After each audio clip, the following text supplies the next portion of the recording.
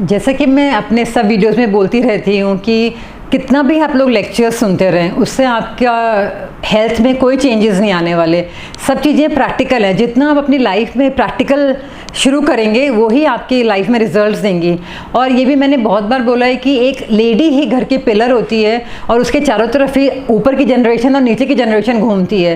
तो अगर एक लड़की अपने अंदर चेंजेस लाएगी तो उसका रिफ्लेक्शन वो अपने बच्चों में देखेगी। बच्चों को हम बोलते रहते हैं पढ़ाई करो या कुछ भी करने के लिए बार बार बोलते हैं, बोलने से नहीं होगा। जो आप करोगे धीरे धीरे बच्चे उसी को एब्जॉर्ब करते चले जाएंगे। और यही एग्जाम्पल मैं आपको आज दिखाती हूँ कि अभी गणेश चतुर्थी थी और आज गणेश विसर्जन है। तो मैं साइड में वीडियोस चल रहे हैं, आप देख सकते हैं कि किस तरह से मेरे बच्चों ने रिक्शा में गणेश जी को बिठा के पूरे कॉलोनी में घुमाया और गणेश विसर्जन इतना धूमधाम से करा।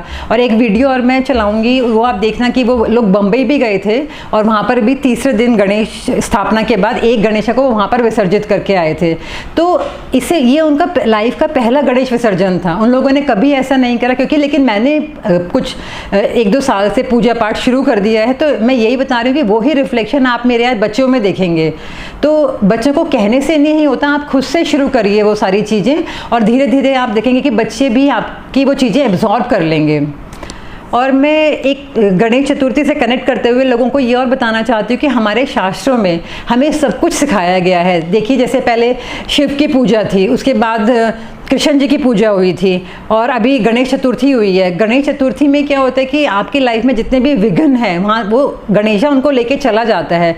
और अभी गणेश चतुर्थी ख़त्म होते ही आपका पितरों का शुरू हो जाएगा। तो अगर आप चीज़ें कनेक्ट करते हैं तो आप देखते हैं कि पहले आपने गणेश की पूजा करी। अब जिस घर को में आप बहू बन के आए हैं तो आपकी ड्यूटी है कि आप जो आपके पूर्वज हैं और आप अपनी पीछे की जनरेशन का और आगे की जनरेशन का कनेक्शन है, तो आपको पितरों का तर्पण करना चाहिए या उनकी पूजा करनी चाहिए। उसके बाद ही आप देखोगे कि दशहरा आता है। तो दशहरे में आप औरत के 8-9 रूप दिखाए हैं दुर्गा के, कि किस तरह से आपको किस किस रूप में अपने घर में रहना है। और उसके बाद ही आप देखेंगे कि दशमी आती है तो रावण का नाश हो जाता है, जो रावण करता है। तो मेरा मतलब ये है कि अगर आप चीज़ें कनेक्ट करेंगे तो आप देखेंगे अगर आप सिस्टमेटिकली लाइफ में चलते हैं प्लान्ड वे में, तो ऑटोमेटिकली 10वें दिन आपकी सारी बीमारियों का नाश हो जाएगा। तो आपको इस तरह से चीज़ों को कनेक्ट करना है। जैसे कि हम लोग बोलते हैं कि हम दिवाली की पूजा बड़े धूमधाम से करते हैं कि दिवाली में सबको लक्ष्मी जी चाहिए। तो लेकिन लक्ष्मी जी भी तभी आएंगी जब आप इस तरह से अपने पितरों का दान करेंगे, बड़ों की रेस्पेक्ट करेंगे, बच्चों को प्यार करेंगे। दुर्गा के 9 रूप से आप सीखेंगे कि एक लेडी का क्या रूप होता है। उसके बाद घर की सफाइयाँ करेंगे, बॉडी की क्लींजिंग करेंगे, तभी आपके मतलब कि हार्ट चक्र में आके लक्ष्मी जी बैठेंगे। तो ये सब चीज़ें समझने वाली हैं, आप इनसे समझने की कोशिश करिए। और एक चीज़ और मैं आपको बताना चाहती हूँ कि छोटी छोटी चीज़ों में बहुत बड़ी बड़ी थेरेपीज़ हैं और हमारे शास्त्रों में बहुत कुछ लिखा हुआ है। इन दिनों मैंने गणेश पुराण पढ़ी थी, तो उन्हीं में से मेरे को एक मंत्र थेरेपी का भी एक ट्रीटमेंट मिला, तो जो मैं आप सब लोगों से इस अच्छे अवसर पर शेयर करना चाहती हूँ। तो एक मंत्र होता है, आप इसकी रिसर्च करिएगा, इसको बोलते हैं नमा त्रयी विद्या। आप इसकी फ़ोटो डाल देना साइड में ना। नमा त्रयी विद्या बोलते हैं और ये 9 वर्ड्स का है। अच्युताय नमः, अनंताय नमः, गोविंदाय नमः।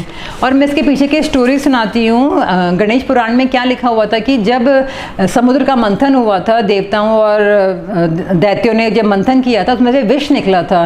तो विष से सब लोग परेशान हो गए थे। तब तो शिवा ने बोला कि मैं इसका पान करूँगा।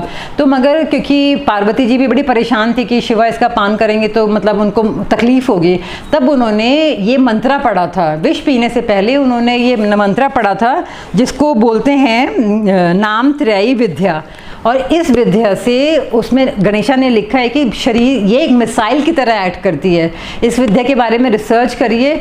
और अगर आप ये सोने से पहले इसको मैं इसको पढ़ के सुनाती हूँ। इसको बोलते हैं अच्युताय नमः, अनंताय नमः, गोविंदाय नमः। और अगर आप इसको सोने से पहले 108 बार ये मंत्र लिख के सोते हैं और इसको कागज़ पे लिखते ही आप सो जाएं, तो आप देखेंगे कि किस तरह से ये मंत्र आपकी बॉडी में एक्ट करते हैं। अगर आप ये 40 डेज़ के लिए भी करते हैं तो जितना मैंने इस मंत्र पे रिसर्च किया है उसमें लिखा हुआ है, क्योंकि हर चीज़ के विधान हमारी किताबों में, हमारी पुराणों में, हमारे शास्त्रों में लिखे हुए हैं। तो इवन लिखा हुआ है कि कैंसर तक के जो सेल्स हैं वो भी इससे हील हो जाते हैं। और क्योंकि पिछले दिनों मैं भी बहुत बीमार रही थी तो मैंने भी ये प्रैक्टिस किया था, तो मैं दिखाती हूँ। मैं भी इस तरह से अपनी कॉपी में आप देख सकते हैं ये मंत्र लिखती रहती हूँ। तो यही मैं सब लोगों को भी बताना चाहती हूँ, क्योंकि आज मेरे को मतलब आज के दिन यही विजन मिला कि यही चीज़ें भी सबको बतानी बहुत ज़रूरी हैं। तो मैं साइड में इसकी वीडियोस भी चला दूंगी और उम्मीद करती हूँ कि आप इन छोटी छोटी थेरेपीज़ को अपने लाइफ में इनकलकेट करेंगे, जिससे कि आपके घर से ही आपको नेगेटिव एटमॉस्फेयर, नेगेटिविटी सब कुछ डिलीट करना पड़ेगा, जो एक औरत ही कर सकते ही है। और दिवाली आएगी तो आप अपने घर के साथ साथ अपने शरीर की भी सफाई करेंगे, तभी आपकी बॉडी में हार्ट चक्र एनर्जाइज होगा और लक्ष्मी जी यहाँ आकर बैठेंगी। Thank you.